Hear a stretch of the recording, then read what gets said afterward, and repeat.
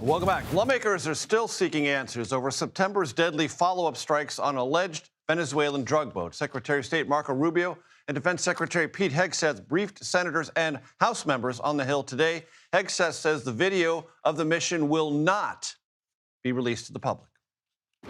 In keeping with long-standing Department of War policy, Department of Defense policy, of course, we're not going to release a top-secret, full, unedited video of that to the general public. HASC and SASC and appropriate committees will see it, but not the general public. Quick acronym watch. HASC, House Armed Services Committee, SASC, Senate Armed Services Committee. We try to deal with acronyms as best we can on this program.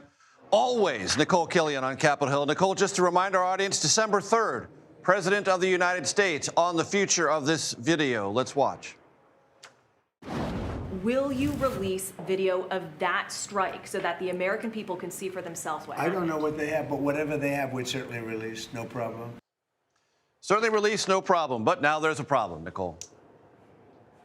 Yeah, that's right. Well, as you heard Secretary Hegseth there say, he believes this information is top secret. That's why he doesn't believe it should be made public, although he did acknowledge that members on the committees of jurisdiction, House Armed Services, Senate Armed Services will get an opportunity to see that video. In fact, we're expecting Admiral Bradley to be back here on Capitol Hill. He's actually the one who oversaw that controversial September 2nd strike. So he is expected to brief both House and Senate Armed Services Committee members on that, along with that video.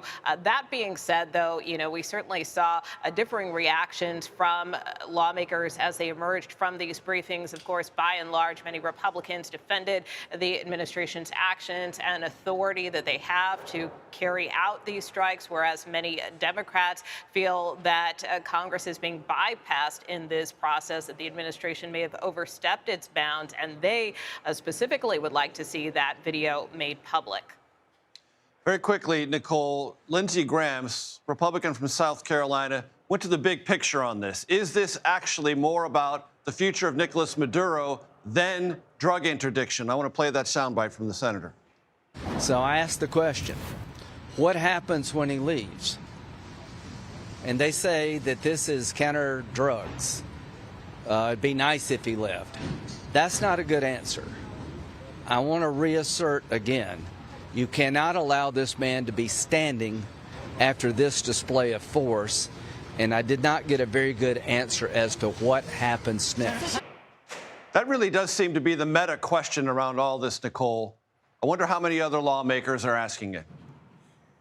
Yeah, that's right. Well, I mean, if you saw Secretary Hegseth there in that bite you played, I was standing right next to him, and that was precisely the question I tried to ask him. But he nor Secretary Rubio took questions about what is the end game here. Is the ultimate goal regime change? And certainly that's the point that Senator Graham made, saying, look, if that's the goal, just say it. So he was still very supportive of the administration, but feels that, both secretaries really needed to address that question. And he said he would welcome them to come back to the Hill, potentially even for additional briefings.